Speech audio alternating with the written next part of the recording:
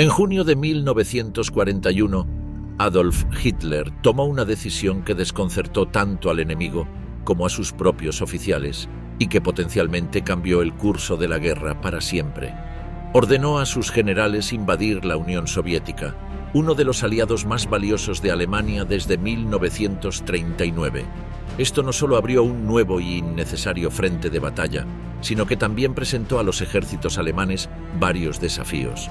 El frío implacable, la inmensa cantidad de efectivos del Ejército Rojo y la valentía del pueblo soviético, que tomó las armas de inmediato contra los invasores, fueron algunos de los factores que dificultaron la invasión alemana de Rusia y que, en última instancia, provocaron su caída. ¿Qué hizo que Hitler estuviera tan seguro de que sería victorioso en Rusia?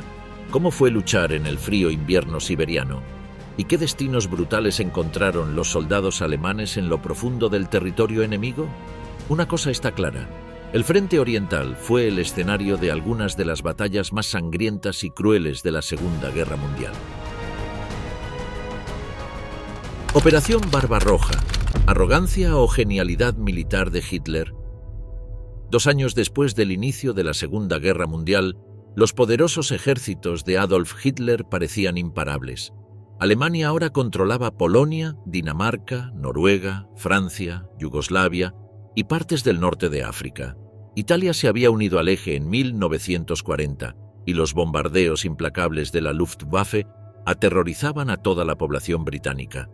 Además, el 23 de agosto de 1939, Alemania y la Unión Soviética firmaron un pacto de no agresión que se conoció como el Pacto Molotov-Ribbentrop.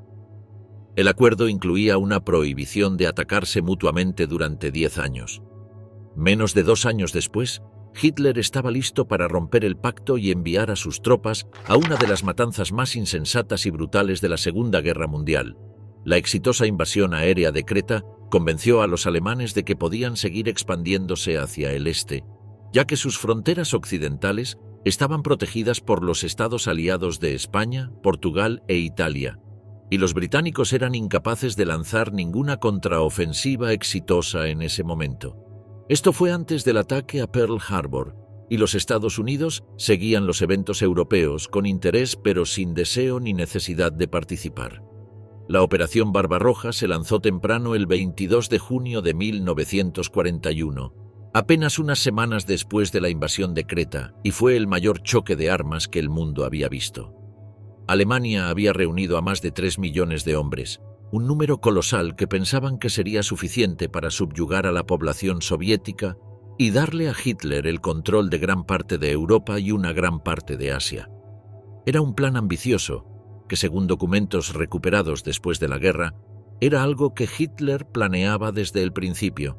Sin embargo, se había decidido que la invasión de Rusia solo tendría lugar después de que Francia y Gran Bretaña hubieran sido derrotadas. Y aunque los alemanes derrotaron a Francia completamente en solo 6 semanas, los británicos todavía estaban luchando. Los historiadores han debatido extensamente en las últimas décadas las razones que tuvo Alemania para lanzar un ataque tan insensato en ese momento preciso. Después de todo, ahora sabemos que subestimaron enormemente los desafíos del Frente Oriental. Se calcula que, de los 70 a 85 millones de muertes que ocurrieron debido a la Segunda Guerra Mundial, 40 millones ocurrieron en el Frente Oriental. Pero por supuesto en la primavera de 1941 nadie podría haber predicho tal número de muertes. De hecho, Hitler tenía 2 razones muy importantes y convincentes para apresurar el ataque a sus antiguos aliados. La primera razón fue el impulso. Alemania parecía imparable, y esto, junto con la impecable máquina de propaganda dirigida por Joseph Goebbels, tuvo un efecto embriagador en la moral de las tropas. La mayoría de los soldados alemanes creían que el fin de la guerra estaba cerca y que regresarían a sus ciudades natales victoriosos para el elogio de sus mujeres y el resto de la población. Alemania ganaba batalla tras batalla y capturaba posiciones estratégicas clave, como Creta en el mar Mediterráneo y Dinamarca en el mar del Norte. Por otro lado, el Ejército Rojo había sufrido una serie de derrotas que lo volvían inútil como aliado y vulnerable a un ataque dirigido a su corazón. De hecho, el ejército soviético acababa de perder casi 400.000 hombres en Finlandia durante más de 105 largos días entre 1939 y 1940, en lo que se conoció como la Guerra de Invierno. Los finlandeses resistieron a los soviéticos por mucho más tiempo de lo que se esperaba inicialmente, y aunque finalmente fueron superados por la colosal fuerza del Ejército Rojo, fue una gran victoria moral para Finlandia. Después de esta lamentable campaña, Alemania decidió que la Unión Soviética estaba en su punto más débil. En segundo lugar, Hitler, que era un aficionado a la historia y había luchado en la Primera Guerra Mundial, conocía bien las duras condiciones del invierno en Rusia. Si se movía rápidamente, como lo hizo en Francia, calculaba que Leningrado y Stalingrado caerían en las primeras semanas de la campaña y que Stalin se vería obligado a firmar un tratado de paz antes de que terminara el verano. Las recientes campañas exitosas en la península balcánica y Escandinavia significaban que una parte importante de la mano de obra, las armas y los vehículos de Alemania, estaban ahora relativamente cerca de la frontera soviética, lo que ayudaba a la logística de la Operación Barbarroja. Todo esto convenció a Hitler de que era el momento de actuar. De lo contrario, tendría que esperar un año completo, y entonces podría ser demasiado tarde. El problema era que la Unión Soviética era más de 10 veces el tamaño de Francia y los Países Bajos, y Alemania tenía una fuerza solo ligeramente mayor que la del año anterior, cuando Hitler atacó en el oeste. Además, no tenían fuerzas Panzer sustanciales, las unidades de élite alemanas que habían sido la punta de lanza de la victoria en Francia. Al igual que en Francia, la mayoría de las tropas alemanas avanzarían hacia Rusia a pie y a caballo. La diferencia era que el frente de ataque para la Operación Barbarroja tenía alrededor de 1.200 millas de longitud. El objetivo de la Operación Barbarroja no era menos que la aniquilación completa del Ejército Rojo. Esta era una tarea difícil incluso para un ejército lleno de confianza y con recientes victorias. La invasión también debía ser llevada a cabo con una violencia brutal.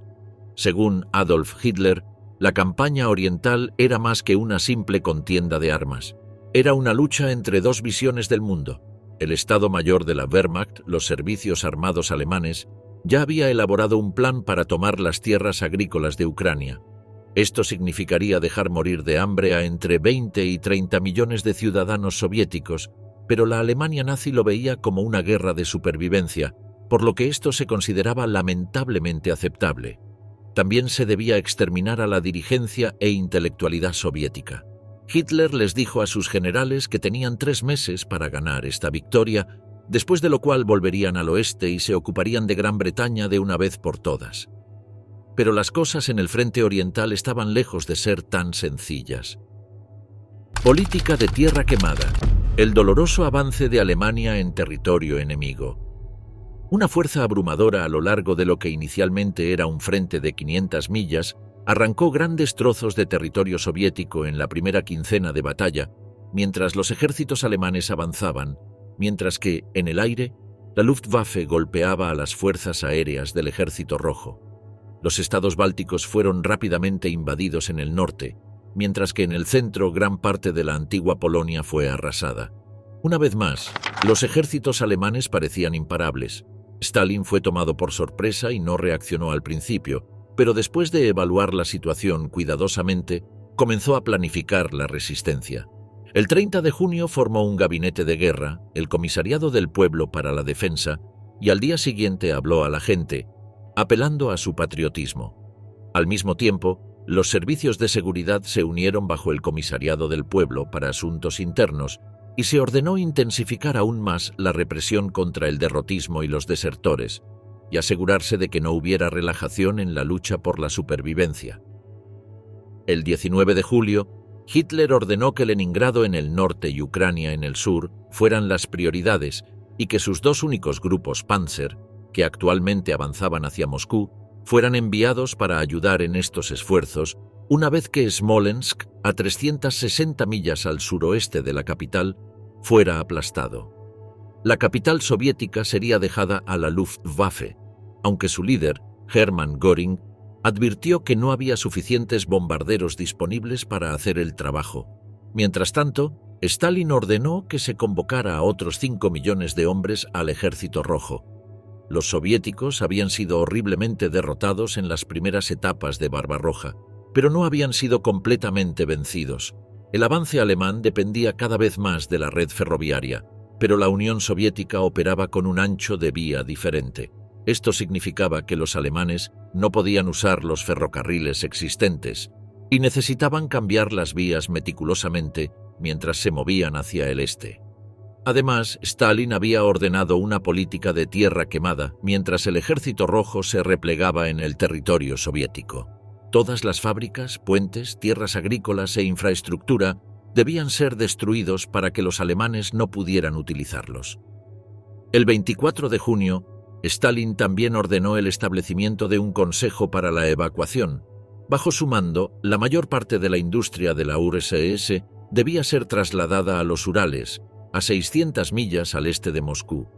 A principios de agosto, esto ya estaba en marcha y al final resultó increíblemente efectivo. A medida que avanzaba el ejército alemán, se encontraba sin carreteras, infraestructura o suministros que pudieran ser confiscados.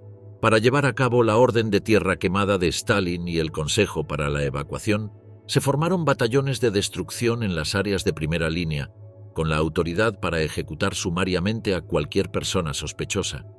Los batallones de destrucción incendiaron aldeas, escuelas y edificios públicos. Como parte de esta política, el Ejército Rojo y la Policía Secreta Soviética masacraron a miles de prisioneros antisoviéticos. La policía secreta estaba a cargo de los prisioneros de guerra. Eran responsables de llevarlos desde la línea del frente, donde fueron capturados, hasta los campos de prisioneros de guerra en el interior de Rusia. Pero como la mayoría de los transportes se utilizaban para el esfuerzo bélico, la policía secreta de Stalin decidió ahorrar recursos haciendo que los prisioneros marcharan a través de las frías estepas rusas. En Ucrania y Bielorrusia Occidental, 60.000 personas fueron obligadas a evacuar a pie. El recuento oficial soviético tenía más de 9.800 supuestamente ejecutados en las prisiones, 1.443 ejecutados en el proceso de evacuación, 59 muertos por intentar escapar, 23 muertos por bombas alemanas y 1.057 muertes por otras causas. No todos estos prisioneros eran alemanes. Muchos eran prisioneros políticos que habían sido capturados antes de que comenzara la guerra. En total, la Unión Soviética mató a casi 1 millón de nazis capturados. De los 90.000 capturados en la batalla de Stalingrado, la más sangrienta de toda la campaña, solo 5.000 alemanes tuvieron la suerte de ser enviados de vuelta a su país con vida. La clave para entender este baño de sangre radica en el hecho de que las autoridades soviéticas no castigaban, y a veces incluso alentaban, la brutalidad contra los prisioneros alemanes. No estaban cometiendo crímenes de guerra ni violando tratados internacionales, sino apenas haciendo un servicio a la madre patria al eliminar a los cerdos fascistas de la tierra. Con el avance de la guerra, la administración política del Ejército Rojo intentó limitar la práctica de matar prisioneros, ya que podían ser valiosas fuentes de inteligencia que se podrían usar contra el enemigo, pero sus esfuerzos fueron infructuosos. En la batalla, los hombres y comandantes del Ejército Rojo no se molestaban en capturar soldados y oficiales. Se conocen casos de cautivos que fueron estrangulados y apuñalados hasta la muerte con cuchillos o bayonetas. Al ver que no podían detener a sus soldados de asesinar a los alemanes capturados, el Ejército Rojo optó por tomar un enfoque administrativo, pidiendo a los oficiales que al menos hicieran un inventario de las armas y pertenencias personales tomadas de los nazis muertos. El asedio de Leningrado, una desgarradora muestra de crueldad. El puerto del Mar Negro de Kiev en el sur fue capturado por los alemanes el 19 de agosto. Fue otra victoria masiva, pero sería la última. Hitler ahora acordó que el esfuerzo principal debía centrarse en Moscú, pero esto involucró un enorme redespliegue de fuerzas, lo que tomó tiempo. Las expectativas de Hitler de una victoria rápida fueron destruidas. La batalla por Moscú, con nombre en clave Operación Tifón, se lanzó el 30 de septiembre, 3 meses y medio después de que comenzara la invasión, y para entonces había comenzado a llover. La lluvia pronto convirtió los caminos accidentados en barro. Los vehículos se averiaban cada vez más o se quedaban atascados. El combustible ya no se podía suministrar en las cantidades requeridas. Las bajas aumentaban y la mano de obra se estaba agotando. Los reemplazos de hombres, máquinas y piezas de repuesto no se podían encontrar ni entregar en las cantidades necesarias. Lo que hacía especial a la Wehrmacht era la velocidad con la que operaba, pero cuando se ralentizó no fue muy efectiva. Aunque el avance alemán se estaba desacelerando, en octubre estaban a solo 120 millas de la capital. Se ordenó a los civiles que ayudaran a construir una línea de defensa adicional, mientras que el general Georgy Zhukov fue traído para defender la ciudad con enormes refuerzos de tropas. Al mismo tiempo, más industria e incluso archivos estatales fueron enviados al este, a los Urales.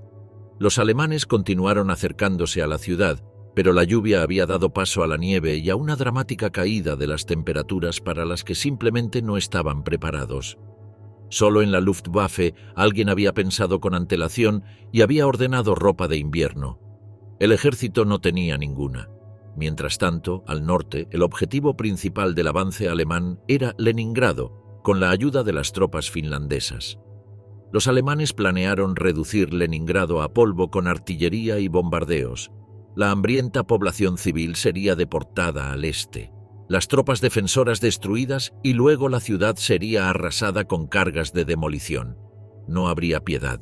Los alemanes atacaron Leningrado en agosto de 1941.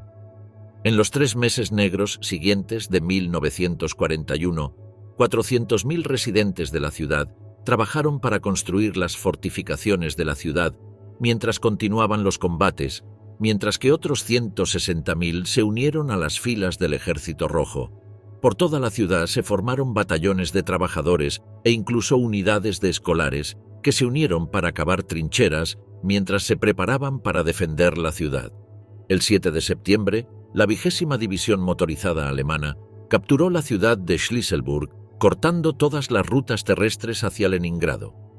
Los alemanes cortaron los ferrocarriles hacia Moscú y capturaron el ferrocarril hacia Murmansk, con la ayuda finlandesa para inaugurar el comienzo de un asedio que duraría más de 2 años. El asedio se convirtió en uno de los más largos y destructivos de la historia, y posiblemente fue el asedio más costoso de la historia debido al número de bajas sufridas a lo largo de su duración. Se estima que 1,5 millones de personas murieron como resultado del asedio, en lo que efectivamente fue un genocidio perpetrado por el ejército alemán.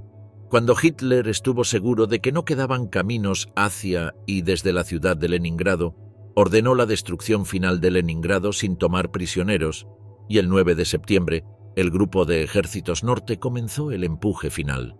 En 10 días había avanzado a 11 kilómetros o 7 millas de la ciudad. Sin embargo, el empuje sobre los últimos kilómetros fue muy lento y las bajas aumentaron. Hitler, ya impaciente, ordenó que Leningrado no fuera asaltada, sino que fuera sometida por hambre. El grupo de ejércitos centro permaneció estático y fue objeto de numerosos contraataques soviéticos, en particular la ofensiva de Yelnya, en la que los alemanes sufrieron su primera gran derrota táctica desde que comenzó su invasión. Esta victoria del Ejército Rojo también proporcionó un importante impulso a la moral soviética. Estos ataques hicieron que Hitler volviera a concentrar su atención en el grupo de ejércitos centro y su avance hacia Moscú.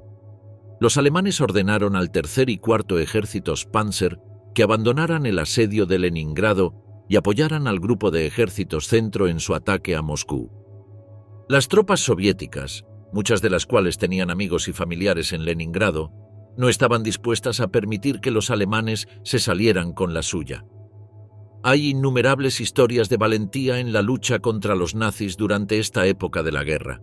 Uno de estos héroes de la Unión Soviética fue Emir Lumanov, un teniente mayor de Crimea en el Ejército Rojo. Como hablaba alemán, fue enviado en una misión el 20 de julio de 1941, donde se disfrazó con un uniforme militar nazi, haciéndose pasar por un oficial nazi que inspeccionaba una unidad. Todos los miembros de la unidad dejaron sus armas a un lado para presentar sus documentos de identificación a Lumanov, solo para que luego tomara a toda la compañía como prisioneros de guerra. Como su misión consistía en obstaculizar el avance del ejército alemán y no había oficiales de alto rango que pudieran proporcionarle información valiosa, Eligió que un escuadrón de soldados soviéticos ejecutara a los prisioneros disparándolos contra una pared de ladrillos. Poco después, los alemanes sitiaron Leningrado y Lumanov fue nombrado líder de un batallón que participó en la ofensiva de Yelnya. Las batallas por Yelnya en agosto de 1941 fueron extremadamente intensas. El 11 de agosto, recibió órdenes de liderar a su batallón para avanzar más en Yelnya y expulsar a las fuerzas nazis de las laderas occidentales de la zona. En solo un día de batalla, su batallón mató a 200 nazis. Después de recibir órdenes de avanzar más hacia el este, capturaron 2 tanques y 4 cañones antitanque de los nazis. Para el 31 de agosto, su batallón se estaba quedando muy bajo en municiones y se quedó sin comida, pero continuó liderándolos en la batalla, en la que se estaban enfrentando a fuerzas numéricamente superiores. En 4 días lograron romper el cerco, pero Lumanov murió en el fragor de la batalla el 5 de septiembre de 1941. Había quitado varias vidas alemanas en el proceso. El sufrimiento de los que estaban en Leningrado es difícil de comprender. Más de 1 millón habían perecido para el comienzo de la primavera de 1942. Para julio, más de 1 millón de toneladas de suministros habían sido enviados a través del lago Ladoga, que se había derretido recientemente, a la ciudad, mientras más de medio millón de civiles habían sido evacuados y 310.000 tropas habían sido traídas, junto con un gran número de armas y municiones. En un acto de desafío llamativo, fueron estas armas, junto con las de la flota báltica soviética, las que pudieron silenciar la artillería alemana a principios de agosto para permitir la celebración de un concierto en Leningrado. Este impresionante logro fue la primera interpretación en la ciudad de la recién compuesta Séptima Sinfonía de Dmitri Shostakovich, llamada así por la ciudad de Leningrado. Para todos aquellos que se atrevieron a salir a escuchar este increíble concierto, la Filarmónica de Leningrado tocó en perfecta armonía con las armas rusas. Milagrosamente, ni una sola bomba alemana cayó cerca. El evento, transmitido por todo el mundo, fue una impresionante victoria propagandística que tocó una fibra vital para el patriotismo soviético. Sin embargo, el asedio de Leningrado aún continuaría durante otro año. En total, el asedio alemán de Leningrado duró 2 años, 4 meses y 3 semanas. El ejército alemán sufrió casi 600.000 bajas, mientras que el ejército rojo informó de 3 millones de bajas, de las cuales medio millón murieron en combate. La pérdida de vidas civiles ascendió a más de 1 millón, muchos de los cuales fueron masacrados durante los procedimientos de evacuación. Durante esos 2 años, la ciudad se convirtió en un baño de sangre. Para enero de 1944, los frentes de Leningrado y Volkhov habían reunido poco menos de 1 millón de hombres y casi 22.000 armas, mientras que frente a la costa se encontraba la flota del Báltico. El ataque del Ejército Rojo comenzó el 14 de enero y pronto hizo retroceder a los alemanes. El último proyectil alemán que cayó sobre Leningrado lo hizo el 23 de enero y 4 días después, a las 8 de la noche, el cielo sobre la ciudad se iluminó con una masa de colores mientras más de 300 armas disparaban un saludo de triunfo. Después de 880 días, el terrible asedio de Leningrado finalmente terminó. Un enemigo inesperado: mujeres en el Ejército Rojo. Durante la campaña, los alemanes quedaron profundamente sorprendidos al enterarse de que el Ejército Rojo había reclutado a tantas mujeres para luchar junto a los hombres. De hecho, esto era una anomalía en cualquier ejército de la época, e incluso hoy en día. Para algunos soldados y oficiales alemanes, saber que estaban luchando contra mujeres era un pensamiento repugnante, pero para otros, despertaba sus fantasías más básicas. La Unión Soviética fue una nación pionera en términos de igualdad de género.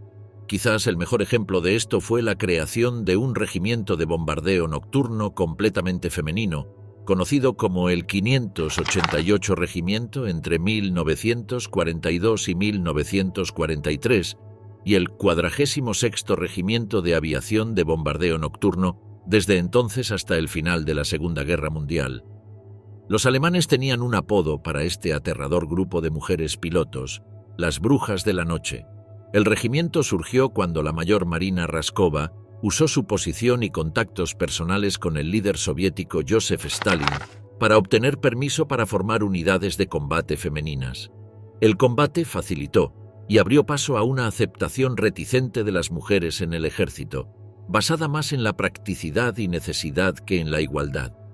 El 8 de octubre de 1941 se emitió una orden para desplegar 3 unidades aéreas femeninas, incluido el 588 Regimiento. El regimiento, formado por Raskova y dirigido por la mayor Yevdokiya Bershanskaya, estaba compuesto principalmente por voluntarias femeninas de entre 18 y 20 años. Las mujeres del 588 Regimiento rápidamente se hicieron conocidas por sus hazañas atrevidas. Una técnica de ataque de los bombarderos nocturnos consistía en ralentizar el motor cerca del objetivo y deslizarse hacia el punto de lanzamiento de la bomba con solo el ruido del viento revelando su presencia.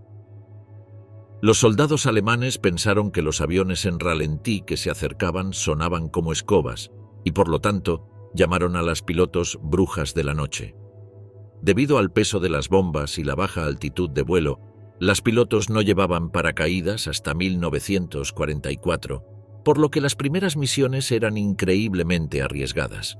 En conjunto, las brujas de la noche realizaron más de 23.000 salidas y lanzaron más de 3.000 toneladas de bombas sobre las fuerzas enemigas. Se calcula que más de 800.000 mujeres soviéticas sirvieron en el Ejército Rojo durante la Segunda Guerra Mundial. Las soldados femeninas que estuvieron directamente involucradas en el combate lograron una fama internacional particular.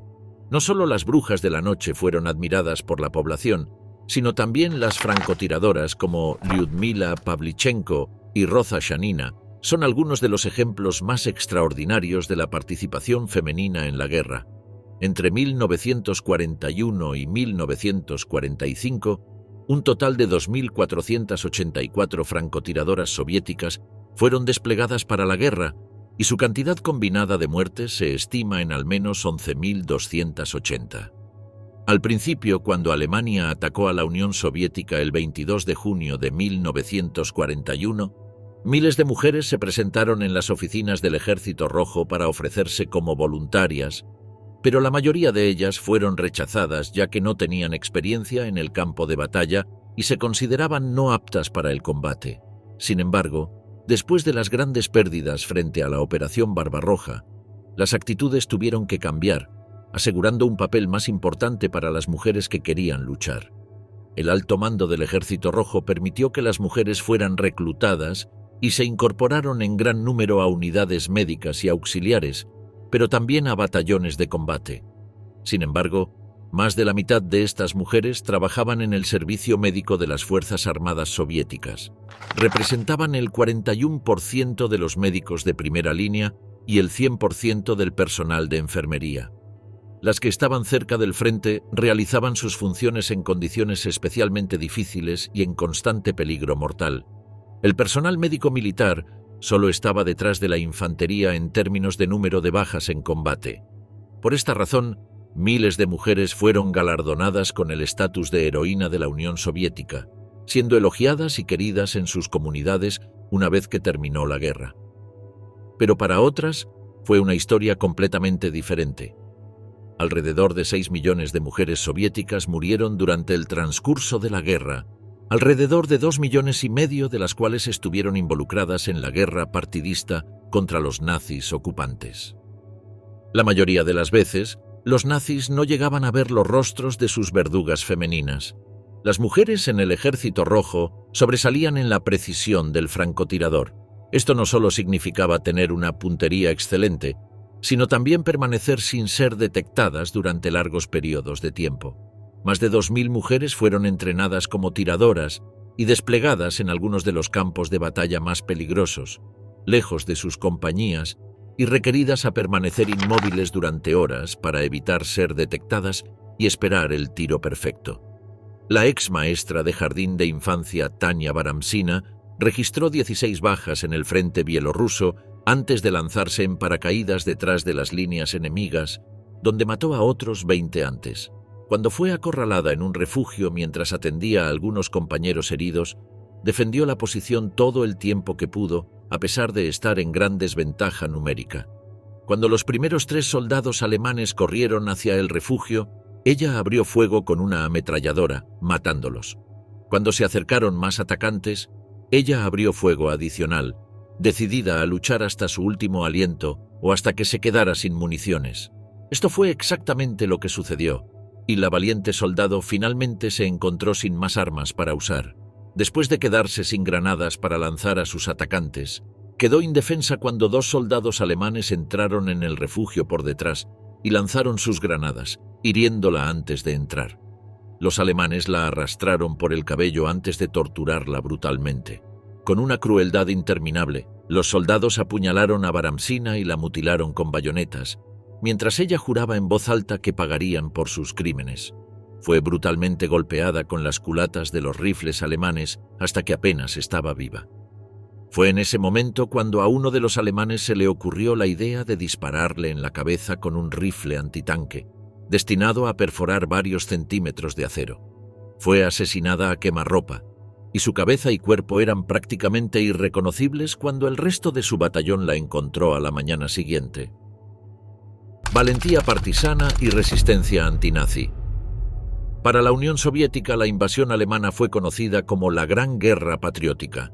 Apelar a los conceptos tradicionales rusos de patriotismo había sido una estratagema eficaz de Stalin, pero los hombres y mujeres del Ejército Rojo también fueron obligados a seguir luchando por niveles extraordinarios de brutalidad. Detrás de los ejércitos en avance, había tropas especiales que barrían las áreas recién recuperadas y arrestaban a cualquiera sospechoso de colaborar con los alemanes de cualquier manera. Estas tropas también se ocupaban de los desertores o de aquellos que cometían cualquier otra infracción. Un nuevo teniente fue ejecutado en Stalingrado porque varios de sus hombres habían desertado antes de que él hubiera llegado a su puesto.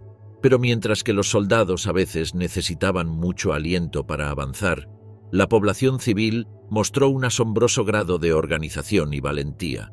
Tan pronto como los nazis invadieron la Unión Soviética, la gente en la mayoría de las ciudades y pueblos se organizó para luchar contra los invasores. Cuando los altos mandos soviéticos se enteraron de este movimiento de patriotas autoorganizados, hicieron arreglos para apoyarlos y ayudarlos a participar en operaciones de estilo guerrillero.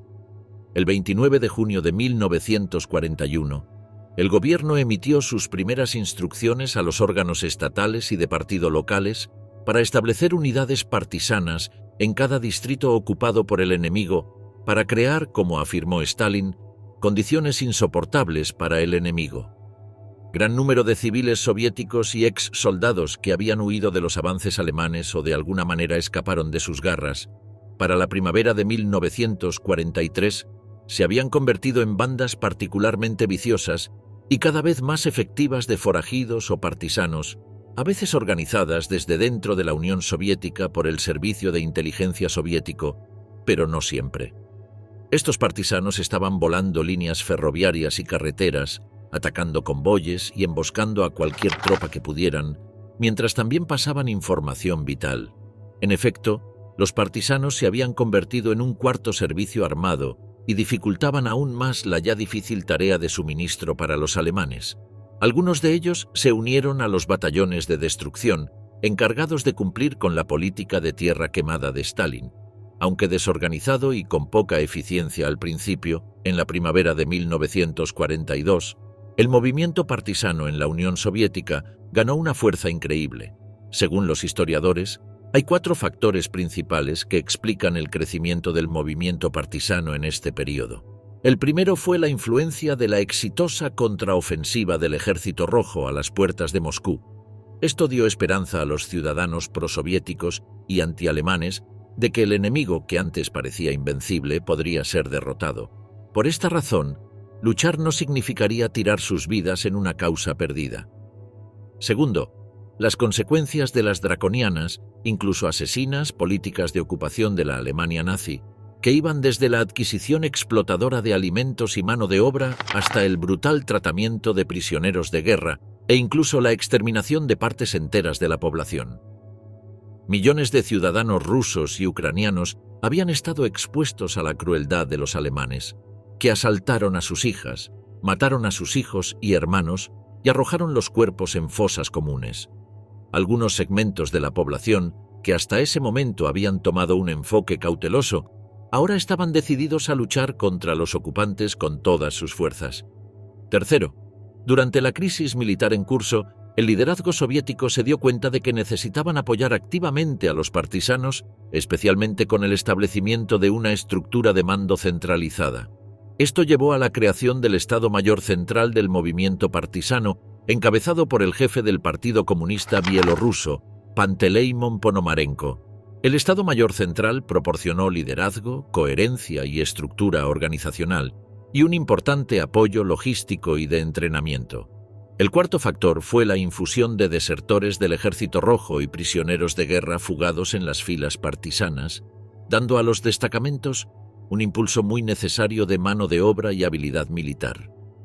Las mujeres contribuyeron en gran número al movimiento partisano soviético, principalmente porque lo vieron como una oportunidad para finalmente luchar por su país, después de que las oficinas de reclutamiento del Ejército Rojo generalmente las rechazaban.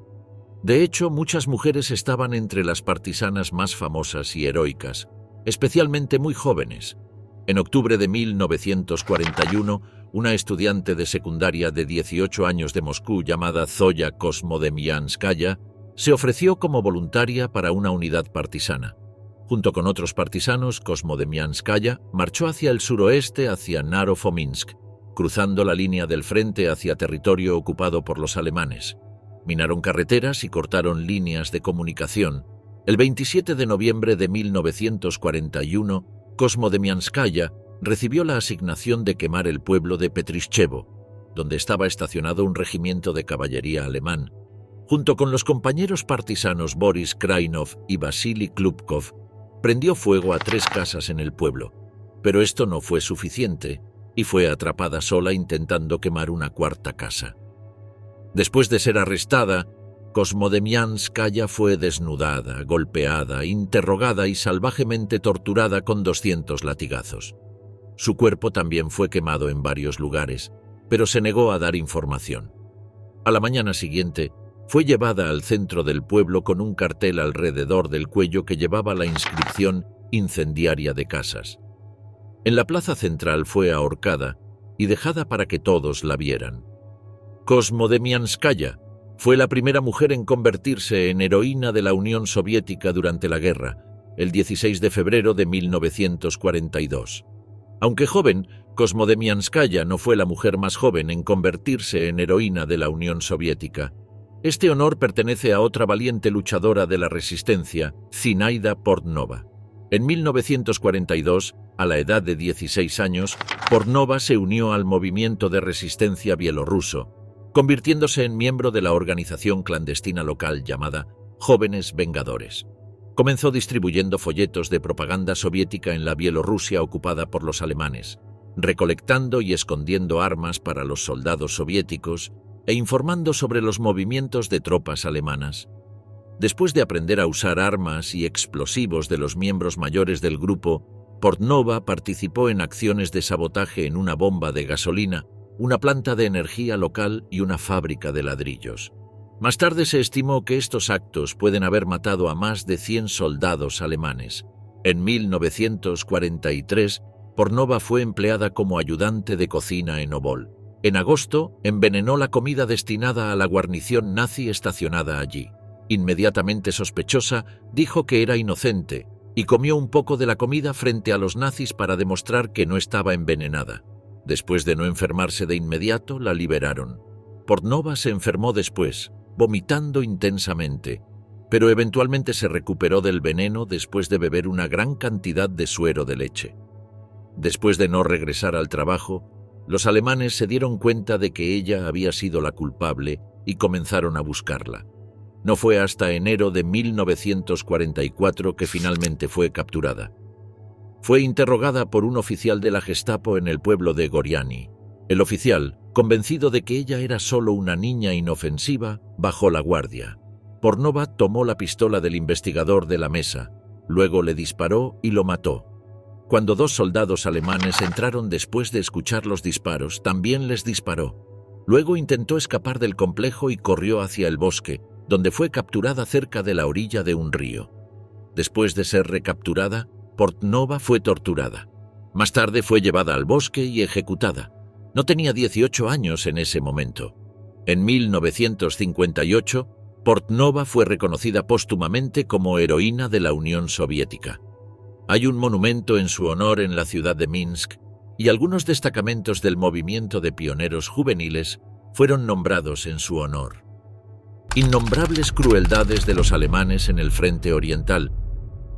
Para Hitler y la dirección nazi, la guerra en la Unión Soviética nunca se trató solo de obtener alimentos, petróleo y espacio vital. También había un elemento ideológico, una batalla por la supervivencia en la que los llamados arios alemanes luchaban contra los eslavos inferiores. Para los nazis era una guerra racial. Hoy en día se cree que esto fue desafortunado, ya que fortaleció la unión de los pueblos soviéticos. No todos ellos eran favorables al liderazgo de Stalin o a otras comunidades soviéticas. Por ejemplo, durante la década de 1930, Ucrania había sufrido una hambruna en la que murieron millones de personas. Muchos ucranianos consideraban a Stalin directamente responsable y hasta recibieron a los invasores nazis con agrado, pero aunque algunos fueron absorbidos por la Wehrmacht, muchos más enfrentaron barbaridades. Se quemaron aldeas, se ejecutó a personas y a otros se les hizo prisioneros. Los prisioneros de guerra soviéticos también fueron tratados horriblemente en comparación con los prisioneros de guerra aliados occidentales. Aquellos que no morían de hambre y enfermedad eran forzados a trabajos esclavos. Así comenzó un ciclo de violencia y crueldad apenas comprensible. Esto también ayuda a explicar por qué Hitler decidió invadir la Unión Soviética en primer lugar. El pacto Molotov-Ribbentrop pudo haber sido rentable desde un punto de vista estratégico, pero no cambió el hecho de que los nazis despreciaban a los rusos y los consideraban con un increíble desdén. Además, los funcionarios alemanes fomentaban la violencia y la brutalidad contra el oponente.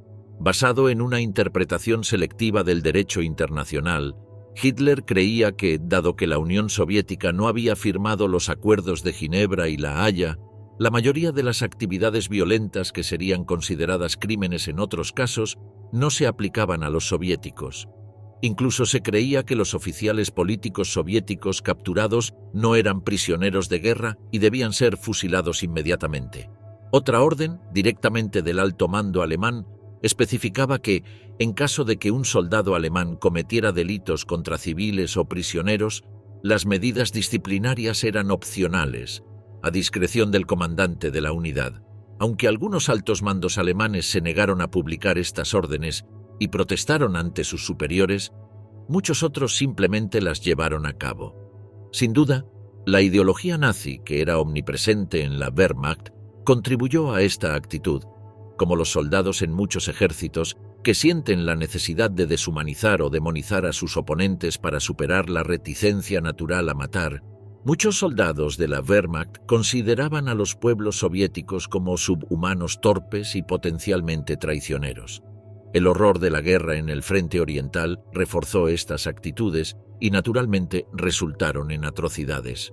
Esta actitud no oficial alemana produjo numerosos casos de brutalidad y asesinato contra prisioneros de guerra y civiles soviéticos, lo que a su vez sirvió para alienar a potenciales aliados, generar una resistencia generalizada y contribuir al surgimiento de una resistencia partidista igualmente brutal.